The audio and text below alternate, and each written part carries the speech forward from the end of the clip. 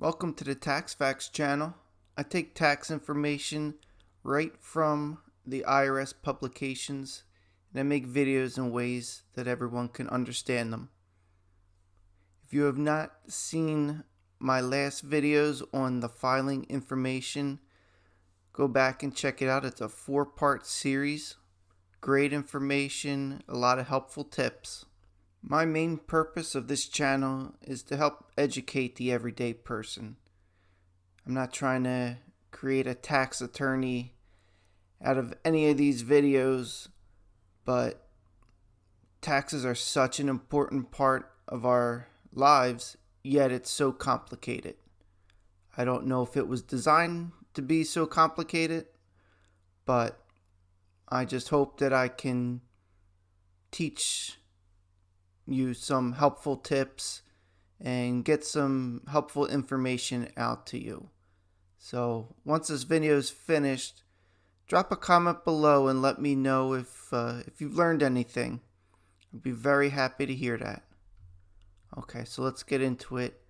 This video itself is going to be on the Earned Income Tax Credit. This is just part 1 of 4. We're going to talk about what exactly is the Earned Income Credit. Can I claim it? How do I qualify for it? And are there any income limitations to this credit? So all this information is coming from publication 596. And throughout this video, we'll be discussing the rules 1 through 7, the rules for everyone. So what exactly is the Earned Income Tax Credit? It's a tax credit for certain people who have worked and earned income under $59,187 in the year of 2022. And to claim the Earned Income Credit, you must meet certain rules. So for Chapter 1, we have rules for everyone. Rule 1 is the adjusted gross income limits. Rule 2, you must have a valid Social Security number. Rule 3, if you are separated from your spouse and not filing a joint return, you must meet certain rules. Rule 4, you must be a U.S. citizen or a resident alien all year. Number 5, you cannot file Form 2555. That's foreign earned income. Rule 6, your investment income must be less than $10,300. And Rule 7, you must have earned income. Hence, the Earned Income Tax Credit. What is your adjusted gross income? What is your AGI? It's gross income minus any adjustments to income. So gross income, we're talking wages, dividends, capital gains. And adjustments, we're talking educator expenses, student loan interest, alimony payments, or contributions to a retirement account. Rule 1, we're discussing AGI limits. If you are filing as single, head of household, or qualifying widow, these are your limits here. So for children claimed, if you have no children, you can still claim the Earned Income Tax Credit, but you must have income below $16,480. This is all for the year 2022. With one child, you must have under $43,492. So also I want to make a note. Notice how it's saying income below. If you have $49,399 and you have 2 children, you will not qualify. You have to have less than that. And then we have children. If you have 3 or more children, your income must be below $53,057. Okay, and it allows you a little bit more now if you are filing as married, filing jointly. No children, must have below $22,610. One child, $49,622. 2 children, $55,529. And if you have 3 or more children, you must have below $59,187. Let me give you an example. Make sure it's clear to you.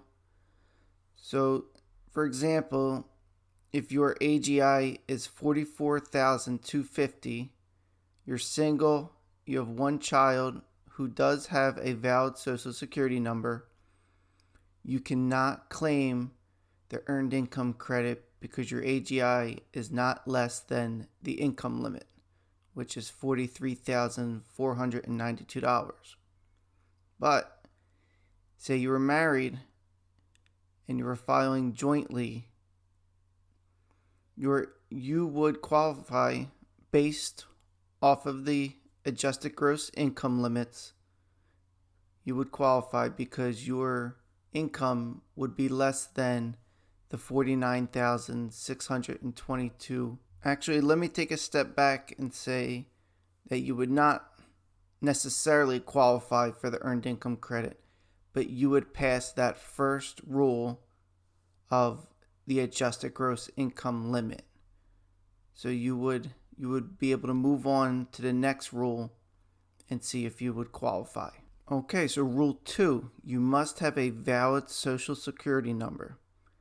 To claim the earned income credit, you and your spouse, if you're filing jointly, must have a valid Social Security number issued by the Social Security Administration by the due date of your 2022 tax return. Now let me read this to you here for if you have qualifying children. So your qualifying children must also have a valid Social Security number issued on or before the due date of your return for you to claim a higher earned income credit amount based on that child. If you have 1 child who meets the conditions to be your qualifying child for purposes of this credit, but they do not have a valid Social Security number issued before or on the due date of your 2022 return, you may still be eligible to claim a self-only earned income credit. So it's very important you make sure that you have all your paperwork, have all your records, make sure you get the Social Security numbers in time. Okay, now we're going to talk about special rules for the separated spouses. So this is rule 3. If you are separated from your spouse and not filing a joint return, you must meet certain rules. You can claim the earned income credit if you're married, not filing a joint return, had a qualifying child who lived with you for more than half of 2022, and either of the following apply to you. You lived apart from your spouse for the last 6 months of 2022, or you're legally separated according to your state law under a written separation agreement or a decree of separate maintenance, and you didn't live in the same household as your spouse at the end of 2022. Moving on to Rule 4, you must be a U.S. citizen or resident alien all year. If you or your spouse, if you're married, were a non-resident alien for any part of the year, you cannot claim this credit unless your filing status is married filing jointly. You can use that filing status only if one spouse is a U.S. citizen or resident alien and you choose to treat the non-resident spouse as a U.S. resident. If you make this choice, you and your spouse are taxed on your worldwide income. Now we have Rule 5. You cannot file Form 2555. Form 2555 is foreign earned income. You file these forms to exclude income earned in foreign countries from your gross income or deduct or exclude a foreign housing amount. Now we have Rule 6. Your investment income must be less than $10,300 in the year of 2022. Rule 7 states, and this is pretty obvious, you must have earned income to qualify for the earned income tax credit. If you're married and file a joint return, you meet this rule if at least one spouse works and has earned income. If you are an employee, earned income includes all the taxable income you get from your employer. What are examples of earned income? We have your wages, your salaries, your tips, and other taxable employee pay. Employee pay is earned income only if it is taxable. Non-taxable employee pay, such as certain benefits as the dependent care, adoption benefits, they do not count as earned income. But there is an exception for non-taxable combat pay. Okay, other examples of earned income are net earnings from self-employment and gross income received as a statutory employee.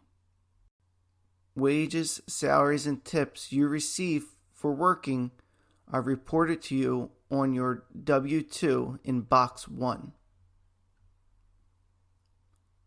So what is non-taxable combat pay election? You can elect to include your non-taxable combat pay in earned income for the earned income tax credit.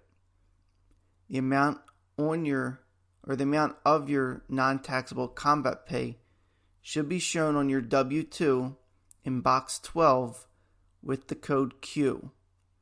Electing to include this non-taxable combat pay in your earned income may increase or decrease your credit amount. So make sure you run it both ways. You have that ability to run it both ways, include it and not include it, and see which one benefits you better. You may have net earnings from self-employment if 1, you own your own business, or 2, you are a minister or member of a religious order. You are a statutory employee if you receive a W-2 on which the statutory employee Box 13 is checked.